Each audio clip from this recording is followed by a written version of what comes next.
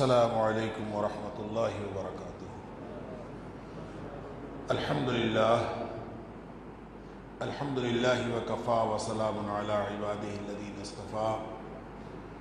اشہد ان لا الہ الا اللہ وحدہ لا شریک لہ واشہد ان محمدا عبدہ ورسولہ صلی اللہ علیہ وآلہ وسلم۔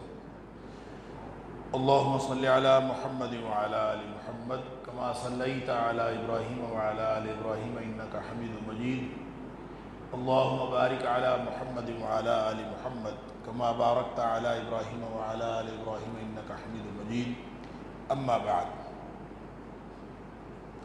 اللہ کے فضل، اس کی توفیق اور اس کی رحمت سے آج 23ویں پارے کے ساتھ ہمارا قیام مکمل ہوا۔ اللہ تعالی ہم سب کی طرف سے قبول فرمائے۔ 23ویں پارے میں سورہ یاسین جاری ہے اور سورہ یاسین کی 21 آیات گزشتہ پارے میں تھیں اور اس کی 62 آیات جو ہیں وہ اس پارے میں ہیں۔ اس کے علاوہ 2 صورتیں مکمل ہیں۔ سورہ صافات جس کی 182 آیات ہیں، اگر چھوٹی چھوٹی آیات ہیں، بہت زیادہ لمبی صورت نہیں ہے، لیکن اس کی آیات کی تعداد کچھ زیادہ ہے، 182 آیات ہیں، یہ بھی مکمل۔ اسی طرح سورہ صاد ہے جس کی 88 آیات ہیں، وہ بھی مکمل آج کے اس بارے میں شامل ہے۔ اس کے علاوہ سورۃ الزمر، اس کی پہلی 31 آیات آج کے بارے میں شامل ہیں، اس کی کل آیات 75 ہیں، تو پہلی 31 آیات آج کے بارے میں شامل ہیں۔ جہاں تک سورہ یاسین کا تعلق ہے، اس کے بارے میں نے کل عرض کیا تھا کہ بنیادی طور پر تو توحید ہی کا درس دیا گیا ہے اور نبی اکرم صلی اللہ علیہ وسلم کی رسالت کو تسلیم کر لینے کا درس دیا گیا ہے، لیکن خاص ڈراوا ہے اس میں کہ اگر تم رسولوں کی تکذیب کرو گے تو تمہارے اوپر اس کا نتیجہ جو ہے وہ اللہ کا عذاب ہے۔ اسی اعتبار سے ایک واقعہ اللہ کریم نے یہاں پہ بیان فرمایا ہے عبرت کے لیے، کسی آبادی کے واقعہ جس کا میں نے عرض کیا تھا کہ مفسرین نے لکھا ہے کہ یہ شام کی کوئی بستی تھی جس کا نام انطاکیہ تھا۔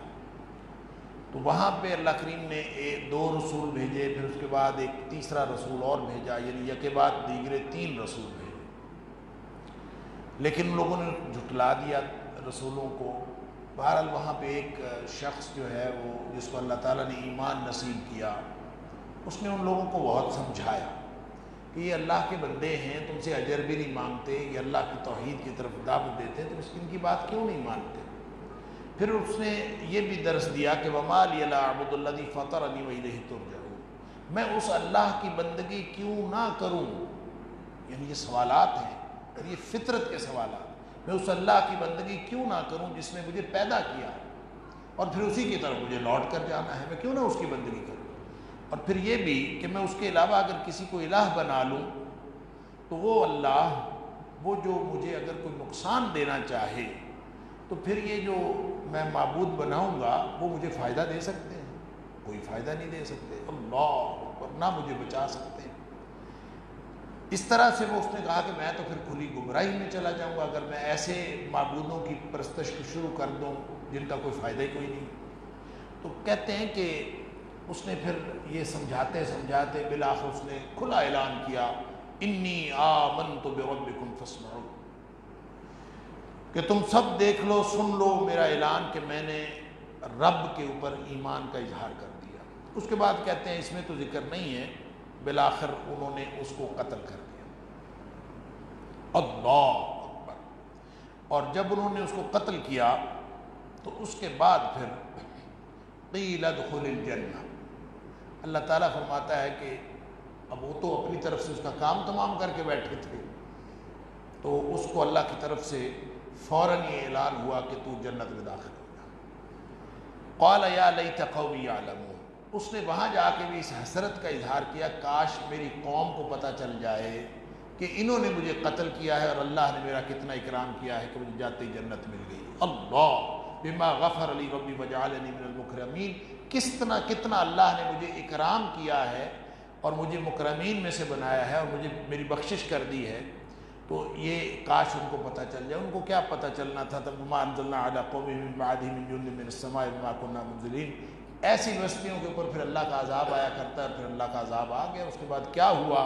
ان کانت الا صیحۃ واحدہ، بس ایک کی چنگھاڑ پڑی ان کے اوپر، ایسے سب فیضا خامدون، یا سارے بجھے کے بجھے پڑے ہوئے تھے جیسے کبھی کوئی تھے ہی نہیں. یا حسرۃ علی العباد، کتنی یعنی افسوس ہے بندوں پر کہ ان کی طرف اللہ کے رسول آتے ہیں، الا کانوا بہ یستہزئون، ان کا مذاق اڑاتے ہیں اور کو ان کی جو ہے وہ بات نہیں مانتے. پھر آگے اللہ کریم نے آیت نمبر 33 سے 50 تک اپنی قدرت کے دلائل ذکر کیے ہیں، نعمتوں کا تذکرہ فرمایا ہے، اور اس لیے فرمایا ہے کہ نعمتوں کا شکر کرو اور توحید کی طرف آ جاؤ.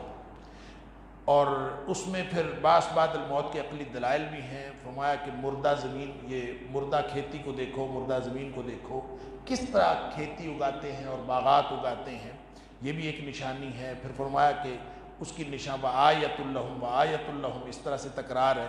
فرمایا کہ رات اور دن کے جو اندھیرے کے بعد اجالا آ جاتا ہے، یہ بھی اللہ کا، یعنی جتنے باغات ہیں یہ بھی اللہ کی نشانی ہے. اور وآیۃ لہم اللیل نسلخ منہ النہار فإذا ہم مظلمون، کہ کس طرح سے رات دن چلا جاتا ہے اور ایک دم رات چھا جاتی ہے. پھر سورج چاند ستاروں کو دیکھ لو، والشمس تجری لمستقر لہا، سورج اپنے مدار کے گرد گھوم رہا ہے، چاند اپنے مدار میں گھوم رہا ہے. کبھی ایسا نہیں ہوا کہ سورج کا موڈ ہو کہ میں آج چاند کے مدار میں چلا جاؤں، یہ چاند اس کے مدار میں چلا جائے.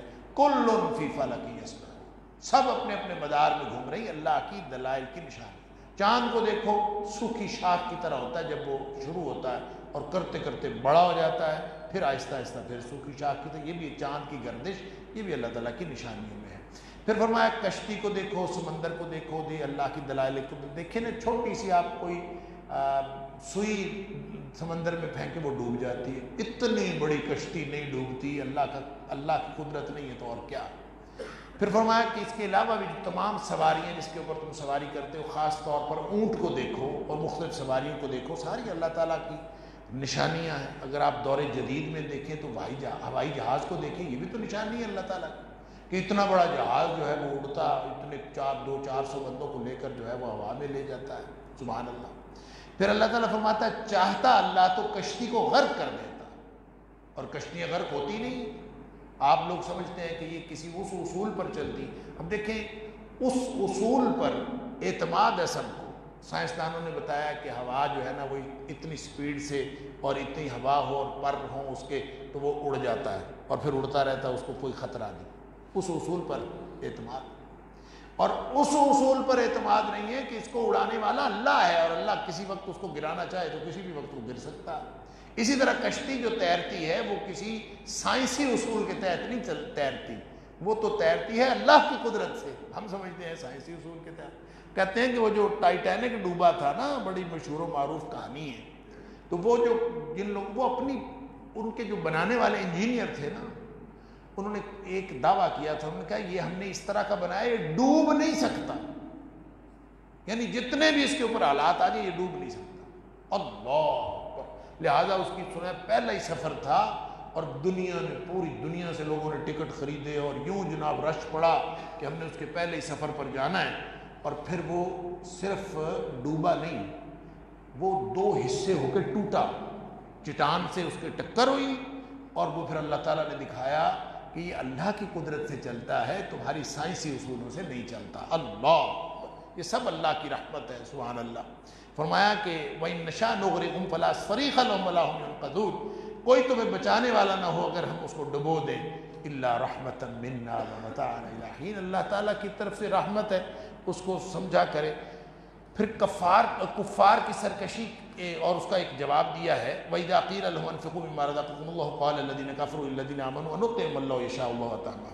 ان کو کہا جائے نا کہ بھئی یہ خرچ کر دیا کرو، جو رزق تمہیں اللہ تعالیٰ نے دیا ہے اس میں سے کچھ خرچ کر دیا کرو، غریبوں کو دے دیا کرو. کہتا ہے غریبوں کو اللہ نہیں کھلا سکتا، اللہ خود کھلا دے. اللہ تعالیٰ کو غریب ہے، نعوذ باللہ من ذالک. لو یشاء اللہ اطعمہ، اللہ اگر چاہے گا تو ان کو خود کھلا لے گا، ہم کیوں دیں. ان انتم الا فی ضلال مبین، تم ایسے خام خواہ لگے رہتے ہو کہ ہم اپنے مالوں میں سے دیں، ہمیں اگر اللہ نے دیا ہے تو ہمارا ہے نا، ہم کیوں دیں لوگوں کو.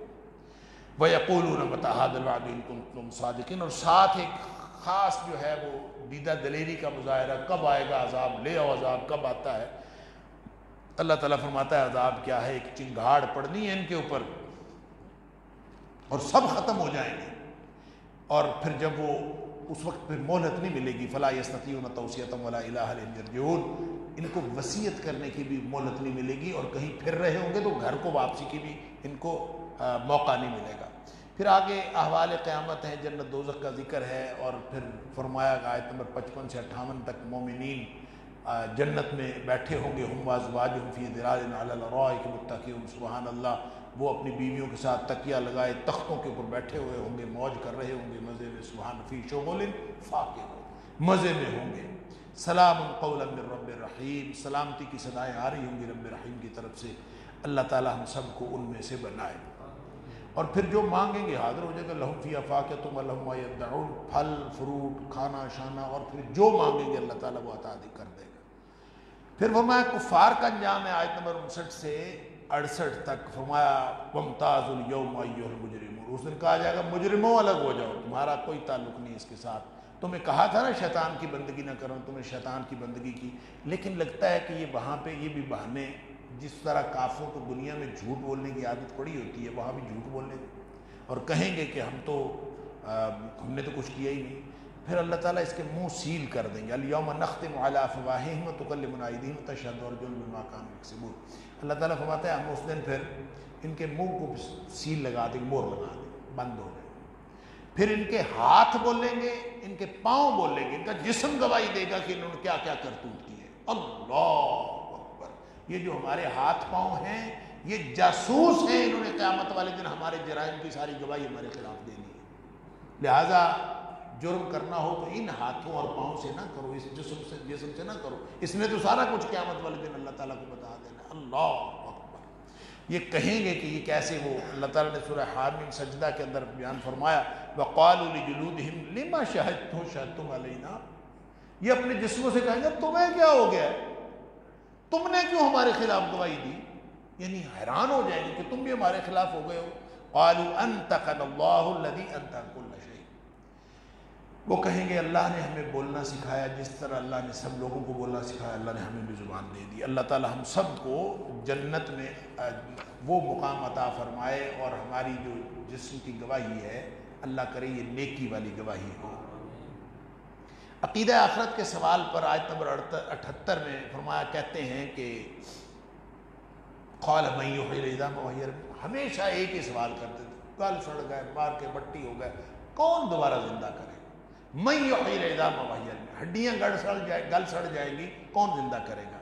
अल्लाह ताला जवाब देता है वही जिसने पहली दफ़ा पैदा किया। सादा सी बात है, पहली दफ़ा पैदा करना मुश्किल होता है, जिसने पहली दफ़ा पैदा किया दूसरी दफ़ा भी पैदा कर देगा।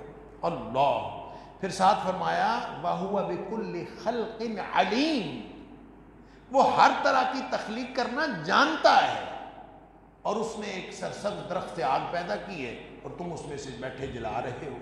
ये जो है ना सरसब्ज दरख्त से आग, इसके 3 माने। एक माना तो इसका ये है कि चकमाक का एक दरख्त और उसकी टहनियों को जब आपस में रगड़े उससे आग बलती, यानी आपको आग चाहिए हो तो चकमाक के दरख्त से आप टकरा के तो आग जला लें। दूसरा इसका माना ये है कि जो लकड़ियां हैं ये भी तो सरसब्ज दरख्त से बनती है ना, सरसब्ज दरख्त होता है तो उसके बाद सूख के उससे लकड़ियाँ बनती हैं, उसी से आप आग जलाते हैं, बालन का काम करते हैं। इसी तरह एक तीसरा मफहूम भी है कि सरसब्ज दरख्त से एज इट इज़ आग जले। अल्लाह अकबर। इसके लिए बाज़ लोगों का ख्याल ये है, बाज़ जदीद जो लोग साइंटिफिक तहकीकात कर रहे हैं उनका ख्याल है, वल्लाहु आलम, वो कहते हैं ये कुरान की एक पेशीन गोई है जो मुस्तक़बिल में पूरी होने वाली। क्या वो ये कहते हैं कि ये जो पौधे, जो सरसब्ज पौधे जो चीज़ छोड़ते हैं, बाहर निकालते हैं, वो कार्बन डाइऑक्साइड है, और अगर ये कार्बन मोनोऑक्साइड हो तो कार्बन मोनोऑक्साइड जो है बर्निंग गैस है, वो जलने वाली गैस है। तो कहते हैं कि हो सकता है मुस्तक़बिल में पैबंदकारी के ज़रिए से, बार बार पैबंदकारी के ज़रिए से ऐसे पौधे पैदा कर लिए जाएं कि जो कार्बन डाइऑक्साइड के बजाय कार्बन मोनोऑक्साइड जो है वो छोड़े। جب وہ خارج کریں گے کاربن مونو آکسائڈ تو وہ برننگ گیس ہے، تو ہوگا سرسبز پودا اور اس میں سے گیس نکل رہی ہوگی۔ تو وہ کہتے ہیں ہو سکتا ہے کہ ہر گھر میں پھر یہ گیس کے سلنڈر رکھنے کی بجائے لوگ وہ پودا ایک لگا لیں گے اور اس پودے کے تنے کے اندر جو ہے وہ پائپ لگ جائے گا اور پائپ چولہے کی طرف جا رہا ہوگا، ادھر سرسبز درخت ہے، فَإِذَا أَنْتُم مِّنْهُ تُوقِدُونَ۔ تو اللہ تعالیٰ کے قرآن کی یہ پیشین گوئی پوری ہوئی، واللہ عالم، یہ تینوں مفہوم درست ہو سکتے ہیں اپنی اپنی جگہ۔ پھر آگے سورہ صافات ہے، یہ مکی صورت ہے، توحید و آخرت اس کے عقائد کے حوالے سے گفتگو ہے۔ خاص قسم کا شرک ایک بکواس کرتے تھے جو مشرکین مکہ، ایک تو ہر طرح کا شرک وہ کرتے تھے، ایک شرک وہ یہ کرتے تھے، وہ کہتے تھے کہ فرشتے اللہ کی بیٹیاں، اور بیٹیاں اس حساب سے کہتے تھے، وہ کہتے تھے اللہ اور جنوں کی رشتہ داری ہوئی ہے آپس میں، اس سے فرشتے پیدا ہوئے ہیں، نعوذ باللہ من ذالک۔ پھر اس سے بھی یہ کہتے ہیں کہ وہ یعنی بیٹے نہیں ہیں، یہ بیٹیاں۔ تو اللہ تعالیٰ نے اس میں اس صورت میں الوہیت ملائکہ کی نفی کی ہے کہ وہ الہ کیسے ہو سکتے ہیں، اللہ کی جو تابعدار بندے ہیں وہ کیسے ہو سکتے ہیں۔ اسی طرح اللہ تعالیٰ نے اس میں آیت نمبر 75 سے 148 تک آگے جا کے انبیاء کی خدمات کو خراج تحسین بھی پیش کیا ہے، اور نبی اکرم صلی اللہ علیہ وسلم کو تسلی اور بشارت بھی ہے، اور ساتھ کفار مکہ کو دھمکی بھی ہے کہ بالآخر نبی کریم صلی اللہ علیہ وسلم صحابہ کرام کامیاب ہوں گے، اور آخری جو 3 آیات ہیں اس میں خلاصہ دعوت ہے۔ تو ابتدا جو ہے اس صورت کی وہ فرشتوں کی جو کیفیت ہے کہ وہ سارے والصافات صفا فالزاجرات زجرا، یہ فرشتے سارے جو ہے اللہ کے صف بستہ خادم ہیں، یہ کھڑے ہوتے ہیں اللہ کے سامنے صف باندھ کے کہ اللہ تعالیٰ جو ہے ہمیں حکم دے۔ یہ کیسے الہ ہو سکتے ہیں؟ تو زمین و آسمان کا مالک اکیلا اللہ تعالیٰ ہے، فرشتے اور جن اس کی مطیع اور فرمانبردار مخلوق ہیں۔ اللہ رب السماوات والارض ان الہکم لواحد، الہ ایک ہے، رب السماوات والارض وما بینہما ورب المشارق، وہ ہر چیز کا رب وہی ہے، اور باقی سارے جو ہیں وہ تو کھڑے ہوتے ہیں اللہ تعالیٰ کے حکم کے انتظار۔ لیکن یہ کیا کریں کہ کافر تو ہر چیز کا انکار ہی کرتے چلے جاتے ہیں۔ پھر یہ کہتے ہیں اذا متنا وکنا ترابا وعظاما انا لمبعوثون، مر گئے، گڑی ہڈیاں مٹی ہو گئے، پھر دوبارہ اٹھائے جائیں گے۔ اب آباؤنا الاولون، پچھلے جو ہمارے آباء و اجداد مر کھپ گئے وہ بھی دوبارہ آئیں گے۔ اللہ اکبر، فرمایا فإنما هي زجرة واحدة فإذا هم ينظرون، ایک کڑک ہوگی اور اس کے ساتھ سارے اٹھ کھڑے ہوں گے۔ اللہ۔ پھر آگے جہنم کے عذاب کا تذکرہ ہے، اور پھر آیت نمبر 40 سے 60 تک جنت کا منظرنامہ ہے، جو مومنین مخلصین کو اللہ تعالیٰ جنت عطا فرمائے گا، الا عباد اللہ المخلصین، کہ جو اللہ کے مخلص بندے ہیں، اولئک لہم رزق معلوم، ان کو لیے وافر رزق ہوگا، فواکہ وہم مکرمون، عزت کا اور عزت احترام کے ساتھ وافر رزق، بے شمار نعمتیں، آمنے سامنے تخت لگے ہوئے ہوں گے، چھگلتے جام ہوں گے، اس سے نہ سر درد ہوگا نہ مدہوش ہوں گے، موٹی آنکھوں والی شرمیلی حوریں، اللہ اکبر، وعندہم قاصرات الطرف عین کأنہن بید مکنون، جیسے سفید موتیوں میں چھپا کے رکھے ہوئے۔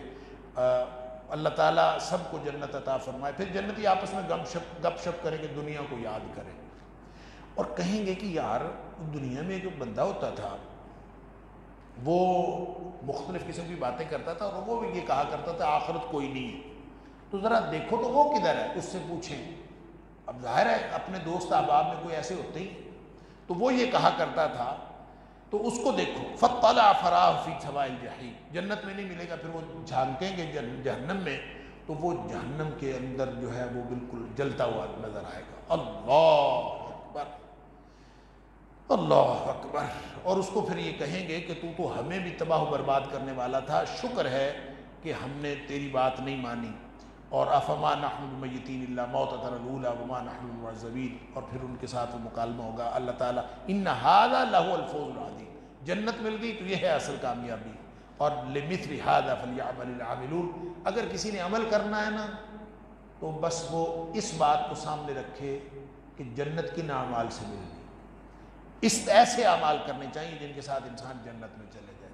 پھر آگے جہنمیوں کا منظرنامہ ہے آیت نمبر 61 سے 74 تک، کہ تھور کا درخت ایک جہنم کے اندر، اللہ اکبر، کڑوا کسیلا جہنم کی تہہ سے نکلا ہوا، اس کے خوشے ایسے جیسے شیطان یا سانپوں کے جو ہے نا وہ سر ہے، اس طرح کے اس کے خوشے ہیں، وہ ان کو کھانے کا ملے گا۔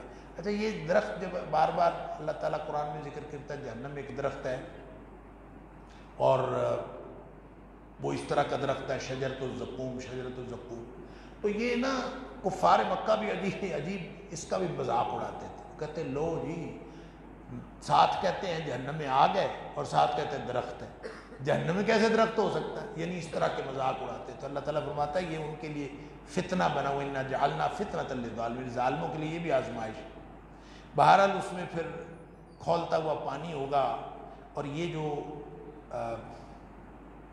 فَإِنَّهُمْ لَآكِلُونَ مِنْهَا فَمَالِئُونَ مِنْهُ الْبُطُونَ، ان کو کھانے کو کچھ اور ملے گا نہیں، تھور کا درخت، اسی کے پتے توڑ کے اور اسی کی ٹہنیاں توڑ کے وہی اسی کو کھائیں گے۔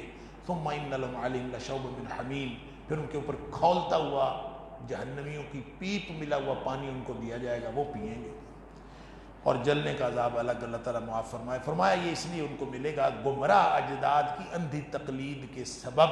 اللہ اکبر، وَلَقَدْ ضَلَّ قَبْلَهُمْ أَكْثَرُ الْأَوَّلِينَ وَلَقَدْ أَرْسَلْنَا فِيهِمْ مُنذِرِينَ فَانظُرْ كَيْفَ كَانَ عَاقِبَةُ الْمُنذَرِينَ، ہم نے تو ان کو ان کے پاس بھیجے تھے ڈرانے والے، اب دیکھ لو انہوں نے پھر بھی اندھی تقلید کی۔ پھر فرمایا کہ پہلے بھی بہت ساری قومیں گمراہ ہوئی ہیں۔ اب یہاں اللہ تعالیٰ سب کے ساتھ جس نبی کا ذکر کرتا ہے، پہلے قومیں گمراہ ہوئی، ساتھ نبی کا ذکر کرتا ہے، نوح علیہ السلام کا، ابراہیم علیہ السلام کا، لوط علیہ السلام، سب کو خراج تحسین پیش کیا اللہ تعالیٰ نے۔ فرمایا اِنَّا كَذَلِكَ نَجْزِي الْمُحْسِنِينَ إِنَّهُ مِنْ عِبَادِنَا الْمُؤْمِنِينَ۔ یہ بار بار تکرار اسی آیت کا آیا ہے کہ یہ جو جتنے نبی ہیں انہوں نے تو سب نے خدمات سر انجام دی ہیں۔ قوم ابراہیم کا ذکر ہے، انہوں نے شرک کیا، ابراہیم علیہ السلام کا رویہ، بت توڑ دیے، انہوں نے کہا کہ جناب اس کو تو اب آگ میں پھینکیں گے، آگ میں پھینکا گیا، اللہ تعالیٰ نے وہاں سے بھی بچا لیا۔ پھر اس نے ماں کے بڑھاپے میں اللہ سے بیٹا لیا، بیٹا اللہ تعالیٰ نے دے دیا، بیٹا جب چلنے پھرنے کے قابل ہوا تو اللہ کا حکم آیا اس کو ذبح کر دے۔ اللہ اکبر، دیا بھی اور پھر مانگ بھی لیا، اس کو ذبح کر دیا۔ بیٹے سے کہا کہ میں نے خواب میں دیکھا ہے کہ میں تمہیں ذبح کر رہا ہوں۔ بیٹے نے کہا ابا جی جو اللہ نے کہا کر دو، مشورہ دے رہا ہے بیٹا۔ اب جب مشورہ دے رہا ہے تو چھری کس کے گلے پہ چلنی تھی؟ اس کے اپنے گلے پہ۔ اندازہ کریں کیا بیٹا تھا اور کیا باپ تھا، سبحان اللہ، کہ باپ نے مشورہ کیا کہ تو بتا کہ کیا کرنا ہے، انی ارا فی المنام انی اذبحک فانظر ماذا تری، مشورہ تو دے بیٹا کیا کرے۔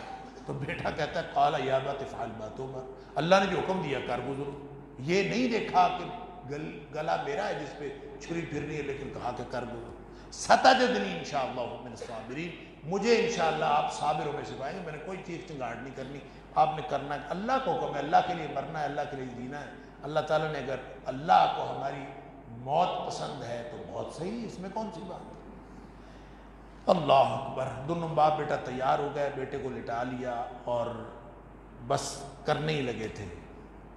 نہ ابراہیم بولا نہ اسماعیل بولا، کوئی کہتا تو صحیح نا اللہ، بیٹا ذبح کرا کے کیا کرنا ہے؟ یعنی ابراہیم علیہ السلام کہہ دیتے اللہ بیٹا ذبح کرا کے کیا کرنا ہے، نہ کرا۔ جب بیٹا کہہ دیتا اللہ مجھے ذبح کرا کے تجھے کیا ملے گا، دونوں ایسے تھے، ایسے فرما بردار کہ نہ وہ بولا نہ فلما اسلما، دونوں تیار ہو، اپنا آپ سبمٹ کر دیا، جو اللہ تمہیں وَتَلَّهُ لِلْجَبِينِ، اس کو لٹا لیا۔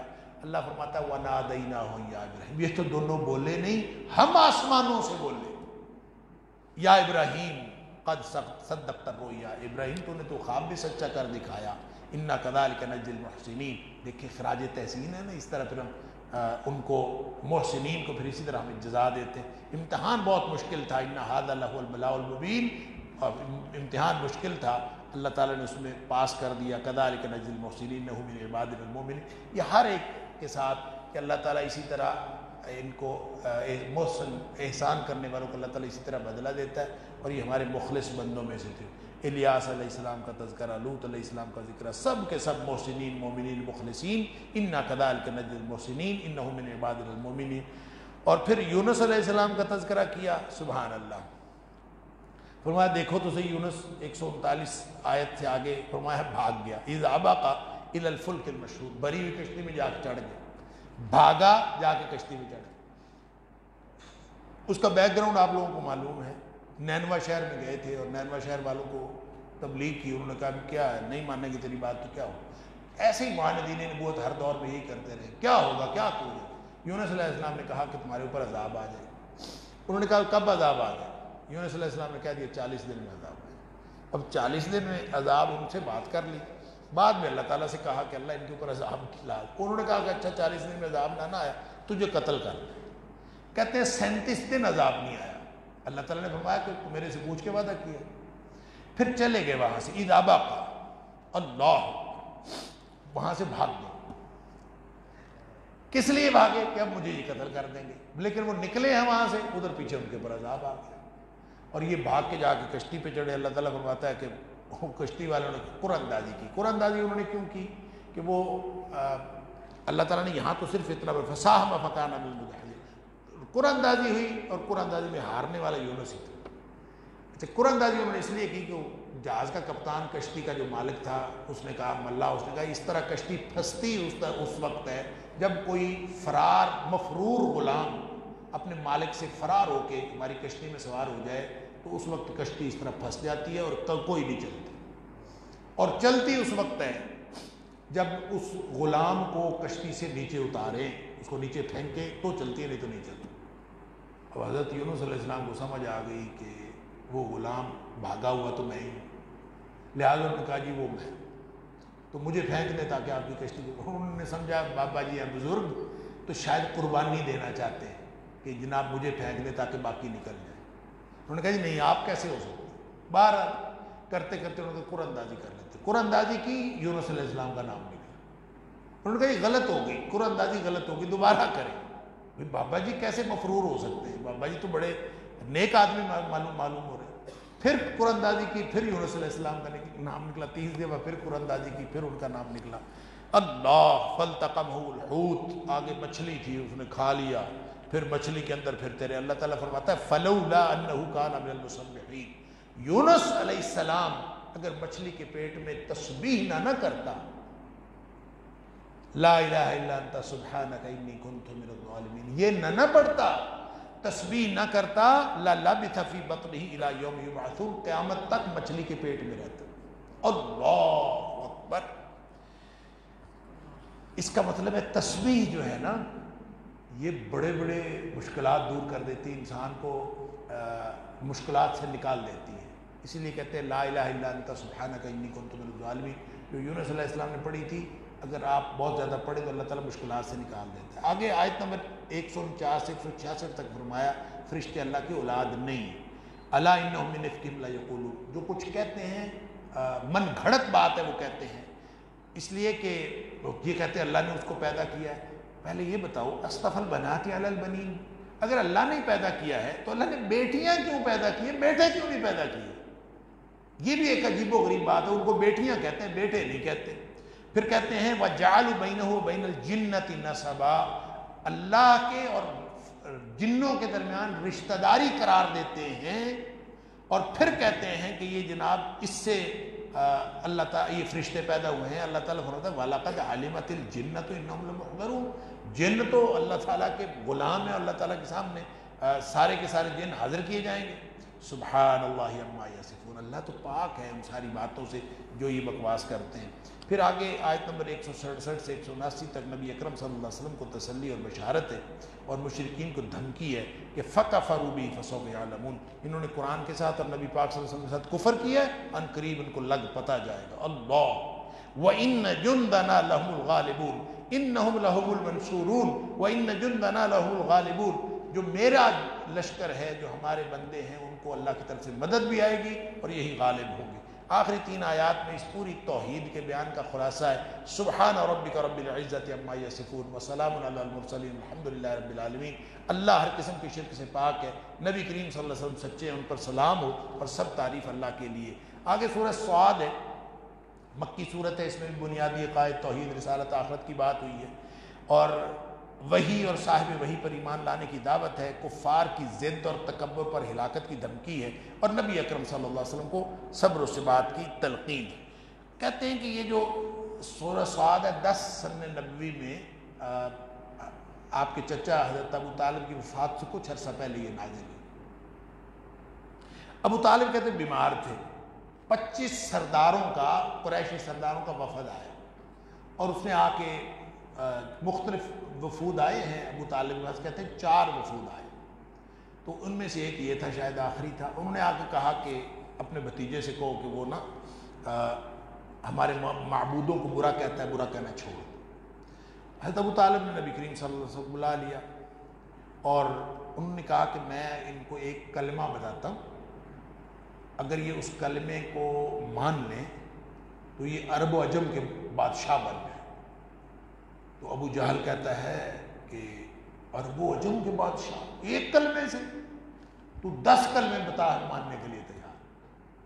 تو نبی پاک صلی اللہ علیہ وسلم فرمایا قولوا لا الہ الا اللہ، کہہ دو کہ اللہ کے علاوہ کوئی الہ نہیں۔ اس کو بڑی مایوسی ہوئی، یہ پھر وہی اسی بات پہ، تو پھر اس پر جو ہے وہ انہوں نے کہا بھی یہ عجیب بات ہے، یہ کلمہ اور یہ توحید، یہ ایک پہلے کبھی سنی نہیں۔ اس پر یہ ابتدائی آیات نازل ہوئیں کہ بل الذین کفروا فی عزت و شقاق، کافر جو ہے بڑے تکبر کے ساتھ اٹھ کے چلے گئے۔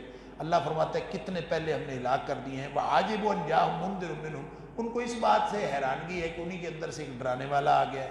وقال الکافرون ھذا ساحر کذاب، کبھی کہتے ہیں یہ جادوگر ہے، کبھی کہتے ہیں جھوٹا ہے، پھر وہ کہتے ہیں اجعل الآلہۃ الہ واحدہ، اللہ نے ایک الہ بنایا ہے، ان ھذا لشیء عجاب، بڑی عجیب بات ہے، ایک ہی الہ۔ کیوں؟ اس لیے کہ اس سے پہلے یہودی تھے، عیسائی تھے، اور مشرکین مکہ تھے۔ مشرکین تو کئی خداؤں کو بت بناؤ، ہر گھر بت خانہ تھا، اور یہودیوں نے بھی عزیر علیہ السلام کو اللہ کا بیٹا قرار دیا ہوا تھا، اور جو عیسائی تھے انہوں نے حضرت عیسیٰ علیہ السلام کو اللہ کا بیٹا قرار دیا ہوا تھا، لہذا صرف ایک اللہ کو ماننے کا تو رواج ہی نہیں تھا۔ اس لیے ان کو بڑی حیرانگی ہوتی تھی، وانطلق الملأ منهم ان امشوا واصبروا على آلهتكم ان هذا لشيء يراد ما سمعنا بهذا في الملة الآخرة، وہ کہتے تھے یہ پہلے ہم نے سنی ہی نہیں کوئی بات کہ کوئی ایک اللہ کو ماننے والا، کوئی ایک اللہ کی بات کرتا ہو، ان هذا الا اختلاق، وہ کہتے ہیں یہ تو کوئی لگتا ہے کہ کوئی گھڑی ہوئی بات لگتی ہے، یہ صحیح نہیں بات لگتی۔ اللہ، یعنی خالص توحید سمجھ نہیں آتی۔ انزل علیہ ذکر من بین، پھر کہتے تھے کہ یہ جو ہمارے درمیان صرف یہی رہ گیا تھا جس کو قرآن ملنا تھا، یہ اس کے اوپر قرآن وہی نازل ہوئی ہے۔ اللہ اکبر، اللہ تعالیٰ فرماتا ہے کہ کیا خزانے رحمت کے تمہارے پاس ہیں، تم نے تقسیم کرنے؟ ام عندہم خزائن رحمت ربک العزیز الوہاب، اللہ جو عطا فرمانے والا ہے اس کے خزانے تمہارے پاس ہیں؟ ام لہم ملک السماوات والارض وما بینہما، یا دنیا کائنات کی بادشاہت تمہارے پاس ہے؟ یہ کس بنیاد پر نہیں فرمایا، بلکہ شکست خوردہ لشکر ہے، یہ ایسے بکواس کرتے ہیں، اور متکبرین کا انجام جو ہے وہ دیکھیں۔ فرمایا قوم نوح، عاد، فرعون، ثمود، قوم لوط، ان کو دیکھ لیں، ایک چنگاہٹ پڑی اور سارے مارے گئے، اور یہ بھی اپنا جو ہے انجام جو ہے اس کے لیے تیار رہے۔ پھر آگے نبی اکرم صلی اللہ علیہ وسلم کو صبر کی تلقین ہے، اور ساتھ دیگر انبیاء کے تذکرے سے خوشخبری ہے۔ داؤد علیہ السلام کا تذکرہ، سلیمان علیہ السلام کا تذکرہ، ان پر انعامات ربانی، اور پھر خاص طور پہ یہاں داؤد علیہ السلام اور سلیمان علیہ السلام کا ذکر کیا۔ 2 امتحانوں کا ذکر، ایک امتحان ہے، آزمائش ہوئی، واقعہ ہے، پوری طرح سمجھ میں نہیں آتا، ایک حضرت داؤد علیہ السلام کا، ایک سلیمان علیہ السلام۔ اب یہ ایک متشابہات قرآنی میں سے ہے، ہو سکتا ہے کہ کل کلام کسی شخص کو یہ بات سمجھ میں آ جائے، واللہ اعلم، لیکن فی الحال یہ متشابہات میں سے ہے۔ لوگوں نے اس کی تفسیریں کرنے کی کوشش کی ہے، اور ظاہر ہے کہ آپ وہ کوئی ایک مفہوم ہوگا، اس کو صحیح سمجھنا، تعین کلی رکھنا، یہ درست نہیں۔ ایک دن حضرت داؤد علیہ السلام اپنے اس محراب میں، جہاں پہ اپنے حجرے میں جہاں عبادت کرتے تھے، کر رہے تھے، تو ایک دم دیوار پھلانگ کے 2 لوگ آئے۔ حضرت داؤد ڈر گئے کہ یہ کیا مسئلہ ہے؟ انہوں نے آ کے کہا جی ہم تو فیصلہ کروانے آئے، ایک شخص کے پاس جو ہے وہ 100 دمبی ہیں، ایک پاس 1 دمبی ہے۔ وہ کہتا ہے ایک پاس 99 دمبی ہیں، ایک پاس 1 دمبی۔ وہ کہتا ہے 99 والا اس کو کہتا ہے ایک والے کو کہ یہ مجھے دے دے، میری 100 دے۔ اب عجیب بات ہے کہ وہ بیچارہ جو ہے اس کی بھی دمبی لینا چاہتا ہے، تمہارا فیصلہ کرو۔ حضرت سلیمان علیہ السلام نے کہا، حضرت داؤد علیہ السلام نے کہا کہ بھئی کیوں لینا چاہتے ہیں، اس کی مطلب اس کی ملکیت ہے، کیوں کرنا چاہتے ہیں؟ بعد میں وَظَنَّ داؤد أَنَّهُ فَتَنَّاهُ، بعد میں ان کو خیال آیا یہ تو چکر یہ نہیں ہے، اس دمبیوں کا چکر نہیں ہے، یہ تو مجھے آزمائش میں ڈالا ہے، مسئلہ میرا ہے، تو مجھے آزمائش میں ڈالا ہے۔ فَاسْتَغْفَرَ رَبَّهُ وَخَرَّ رَاكِعًا وَأَنَابَ، پھر وہ اللہ کے سامنے استغفار بھی کیا اور اللہ کے سامنے جھکے اور اللہ کی طرف رجوع کیا۔ یہ کیا آزمائش تھی، اس کے بارے میں جو سمجھ آتی ہے ظاہری ان الفاظ سے، ویسے تو اس کی حقیقت اللہ ہی جانتا ہے دمبیوں کا کیا معاملہ تھا۔ بعض لوگوں نے کہا کہ اس سے مراد بیویاں تھیں، بعض نے کچھ تفسیریں لوگوں نے کی ہیں، لیکن ان تفسیروں کی کوئی حیثیت نہیں ہے، کیونکہ نبی کریم صلی اللہ علیہ وسلم اس کے بارے میں کوئی ایسی بات نہیں فرمائی۔ لیکن قرآن کے اس بیان سے وَظَنَّ داود وَأَنَّمَا فَتَنَّاهُ، داود علیہ السلام کو یہ سمجھ آ گئی کہ مجھے تو آزمایا گیا تھا، میرے اوپر آزمائش تھی۔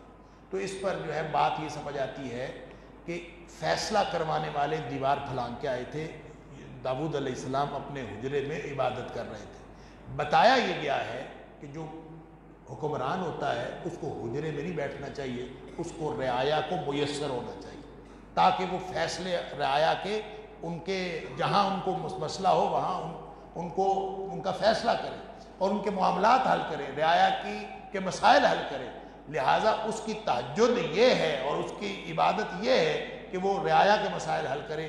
ہر شخص کا ایک مقام ہوتا ہے، اور جس کو اللہ تعالیٰ نے مقام دیا یہ نہیں ہے کہ وہ بن گیا حکمران، اس کا ذمہ داری ہے رعایا کی مسائل حل کرنا، وہ اندر بیٹھ کے تہجد ادا کر رہا ہو، یہ درست نہیں۔ ہر شخص کا ایک ذمہ داری ہوتی ہے اور ذمہ داری کو وہ اپنی ادا کرے، یہی نیکی ہے۔ آگے سلیمان علیہ السلام کی بھی ایک آزمائش کا ذکر ہے۔ بعض نے کہا کہ گھوڑے جو ہے انہوں نے دوڑائے تھے اور گھوڑے دور نکل گئے اور پھر وہ واپس آئے، اور یہ گھوڑوں کی دوڑ میں ان کی نماز ضائع ہو گئی یا کیا ہوا، اس کے بارے میں وَلَقَدْ فَتَنَّا سُلَيْمَانَ، ہم نے سلیمان علیہ السلام کی آزمائش کی تھی۔ اب یہ جو رُدُّوهَا عَلَيَّ فَطَافِقَ مَسْحًا بِالسُّوقِ وَالْأَعْنَاقِ، گھوڑے دور چلے گئے، انہوں نے کہا واپس لاؤ، اور پھر وہ گھوڑوں کے اندر ہی اس کو، یعنی جیسے گھوڑوں کے بالوں میں آدمی ہاتھ پھیرتا ہے، خوش ہوتا ہے، تو گھوڑوں میں مشغول رہے، اور اس میں کیا ہوا تھا اللہ نے یہ فرمایا اس کی آزمائش کی گئی تھی۔ لگتا یوں ہے کہ حضرت سلیمان علیہ السلام بھی اس میں مشغول ہو گئے ہوں گے، تو یہ بتایا گیا ہے کہ نہیں، یہ جو حکمران ہے اس کا کام یہ نہیں ہے کہ وہ اس طرح کے کاموں میں مشغول رہے، اس کو چاہیے۔ پھر اسی طرح وَأَلْقَيْنَا عَلَىٰ كُرْسِيِّهِ جَسَدًا ثُمَّ أَنَابَ، کہ ان کی کرسی کے اوپر ایک جسم لا کے رکھ دیا گیا اور اس پر پھر وہ واپس لوٹے۔ کیا تھا جسم، کیا رکھا گیا، یہ بھی اللہ کو معلوم ہے، واللہ عالم۔ پھر مختلف قسم کے غلام ان کے اچھے معمار تھے، غواص تھے، اور مختلف چیزیں جو ان کے حضرت سلیمان علیہ السلام کی بادشاہت کا ذکر ہے۔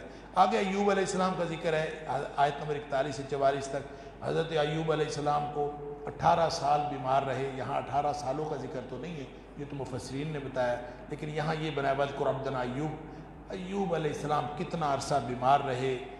اِذْ نَادَىٰ رَبَّهُ أَنِّي مَسَّنِيَ الشَّيْطَانُ بِالنُّصُبِ وَالْعَذَابِ، مجھے بڑی تکلیف ہے، مجھے شیطان نے اچھا یہ نبیوں کا، اللہ والوں کا طریقہ ہے، وہ تکلیف کو اللہ کی طرف نسبت نہیں کرتے، وہ شیطان کی طرف نسبت۔ یہ دیکھیں میرا مسئلہ، اب فرمایا ہم نے اس کو کہا ارکض برجل، جب اللہ تعالیٰ کی طرف سے حکم آتا ہے تو فرمایا کہ ایڑی جو ہے وہ لگاؤ، ایڑی کے نیچے سے پانی نکلا، اس سے وہ نہائے، کیا بات ہے، اس کے ذریعے سے سارے بیماری دور ہو گئی۔ اور پھر کہتے ہیں کہ جو بیوی بچے چھوڑ گئے تھے اللہ تعالیٰ نے وہ بھی عطا فرما دیے۔ پھر آگے آیت نمبر 45 سے 48 تک متفرق انبیاء کا ذکر ہے، اور تمام انبیاء برگزیدہ تھے، کل من الاخیار، سارے کے سارے نیک لوگ تھے۔ پھر آگے جنت اور آخرت کے انعامات کا ذکر ہے اہل تقویٰ کے لیے، اور خصوصاً انبیاء کے لیے بدرجہ اولیٰ سب کو انعام ملیں گے۔ پھر جہنم کی ہولناکیوں کا ذکر ہے، رسوائی ہے، بہت بری جگہ ہے، پھٹکار ہے، اللہ تعالیٰ معاف فرمائے۔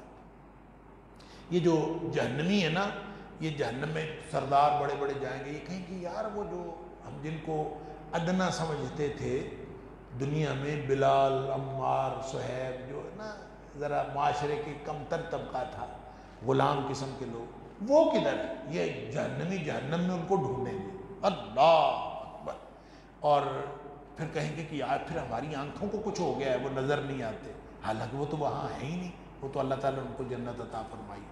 اور فرمایا کہ ان کا تکبر ابلیس کے تکبر جیسا ہے، اور اسی طرح جس طرح ابلیس کے تکبر کی وجہ سے اس کو راندہ درگاہ ہوا، اسی طرح یہ بھی راندہ درگاہ ہے، اللہ تعالیٰ معاف فرمائے۔ پھر فرمایا مخلص بندوں کے اوپر جو ہے الا عبادک منہم المخلصین، جہاں کہیں ابلیس کا ذکر ہے، اس کے داؤ پیچ کا ذکر ہے، وہاں ہر جگہ یہ اللہ تعالیٰ نے فرمایا الا عبادک منہم المخلصین، اللہ کے جن نیک بندے اس کے اوپر ان کا داؤ نہیں چلتا۔ آگے سورہ زمر ہے، سورہ زمر کا بھی بنیادی موضوع عقیدہ توحید ہے، خالص توحید اختیار کرو، چاہے تمہیں ہجرت کرنی پڑے، ہجرت کا بھی اس میں اشارہ ہے۔ فاعبد اللہ مخلصا لہ الدین، اللہ کی بندگی کرو اپنے دین کو خالص کر کے۔ پھر فرمایا الا للہ الدین الخالص، اللہ کے لیے دین خالص کرنا ہے۔ اچھا یہ جو خالص دین ہے نا، آگے فرمایا کہ یہ جو اللہ کے علاوہ دوسرے اولیاء کو پکڑتے ہیں، مشرک شرک کرتے ہیں، کہتے ہیں ما نعبدهم الا يقربون الا ليقربونا الى الله زلفى، ہم ان کی بندگی اس لیے کرتے ہیں کہ یہ ہمیں اللہ کے قریب کر دیتے ہیں، ہماری ان کے آگے، ان کے اللہ کے آگے۔ فرمایا خالص دین اللہ نے قبول کرنا ہے، ذرا بھی رلے والا دین اللہ نے قبول نہیں کرنا۔ سن لیجئے، ایک ہوتا ہے خالص، ایک ہوتا ہے مصفا۔ مصفا بھی قرآن کے اندر آتا ہے، مصفا بالکل صاف شفاف، جس کے اندر کوئی ذرہ نہیں۔ اللہ نے ہم سے مصفا کا مطالبہ نہیں کیا، خالص کا مطالبہ کیا۔ خالص ہوتا ہے کسی چیز کے اندر میل کچیل ہو، اس میل کچیل کو دور کرنا۔ لہذا اس کا مطلب ہے جب بھی آپ نے دین اختیار کرنا ہے اس میں میل کچیل تو آئے گا ادھر ادھر سے، انسان کی خواہشات، خیالات اور آب و ہوا، ادھر ادھر کے معاشرے کے رسم و رواج، کوئی نہ کوئی چیزیں تو اس میں آئیں گی اور وہ اس کو آلودہ کر دیں گے۔ وہ جس کو آلودہ کیا ہے اس کو خالص کرنے کے لیے محنت کرنی پڑتی ہے، اس کو الگ الگ کرنا پڑتا ہے، اور ساری زندگی یہ محنت کر کے جو دین اللہ کے لیے خالص کرتا ہے وہ اللہ کو پسند ہے۔ اس لیے کہ یہ محنت کے بغیر کہ خالص دین انسان نہ کرے، جہاں سے ملا لے لیا، ادھر سے ملا ادھر سے لے لیا، جتنا مرضی آلودہ دین ہو، وہ دین اللہ کو پسند نہیں۔ الا للہ الدین الخالص، اللہ کو دین پسند ہی وہی ہے جو خالص ہو، جو خالص نہ ہو اللہ کو پسند نہیں۔ شاید آپ کو خالص چاہیے ہوتا ہے اور گھی آپ کو خالص چاہیے ہوتا ہے، اور دین جو ہے اس کے لیے کسی کو پرواہ ہی نہیں ہے، خالص ہے جہاں سے ملے مرضی ملے۔ آگے آیت نمبر 5 سے 20 تک دلائل توحید ہیں۔ اللہ تعالیٰ اولاد رکھتا تو بہتر مخلوق میں سے رکھتا ہے، جو مرضی پیدا کر لیتا ہے، اللہ تعالیٰ کو اولاد کی ضرورت ہوتی تو۔ پھر اللہ زبردست قوت والا ہے، اللہ زمین و آسمان کا خالق ہے، رات دن کو لپیٹنے والا ہے، سورج چاند اسی کے قبضہ قدرت میں ہے، مویشی چوپائے سب اسی نے پیدا کیے ہیں، تمہیں بھی اسی نے پیدا کیا ہے، سبحان اللہ۔ اپنی تخلیق پر ہی غور کر لو، رحم مادر میں تم پڑے رہے، فی ظلمات ثلاث، 3 اندھیرے، اللہ اکبر۔ اب قرآن نے کہا فی ظلمات ثلاث، اب اس وقت کسی کو نہیں پتا کہ جو ماں کے پیٹ میں بچہ ہوتا ہے اس کے اندر 3 اندھیرے ہوتے ہیں۔ 3 اندھیرے کیا ہیں؟ آج سائنس نے بتایا کہ وہ 3 اندھیرے کیا ہیں۔ بچہ جب ماں کے پیٹ میں ہوتا ہے تو ایک اس کے اوپر پیٹ کی تہ ہوتی ہے، جب یہ سیزیرین کرتے ہیں 3 کٹ لگانے پڑتے ہیں، اس کے اوپر پیٹ کی جلد ہے، سکن، اس کے اندر جو رحم مادر ہے، پھر اس کے اندر جو ہے بچہ ایک جھلی میں ہوتا ہے، اس جھلی کو کاٹنا پڑتا ہے۔ یہ 3 اندھیروں کے اندر بچہ ہوتا ہے۔ اللہ تعالیٰ نے یہ 1500 سال پہلے کہہ دیا کہ فی ظلمات ثلاث، 3 اندھیروں میں ہوتا ہے۔ اللہ، نبی پاک صلی اللہ علیہ وسلم نہ سرجن تھے اور نہ سرجری کرتے تھے، اس کے باوجود انہوں نے یہ بات اللہ کی طرف سے جو نازل ہوئی بتائی، اس سے بڑی حقانیت کی دلیل کیا ہو۔ پھر فرمایا کہ اللہ تعالیٰ بے نیاز ہے، فإن اللہ غنی عنکم، اللہ لیکن کفر پر راضی، اللہ تعالیٰ کو پرواہ کوئی نہیں ہے لیکن کفر پر راضی نہیں ہوتا اور شکر پر خوش ہوتا ہے۔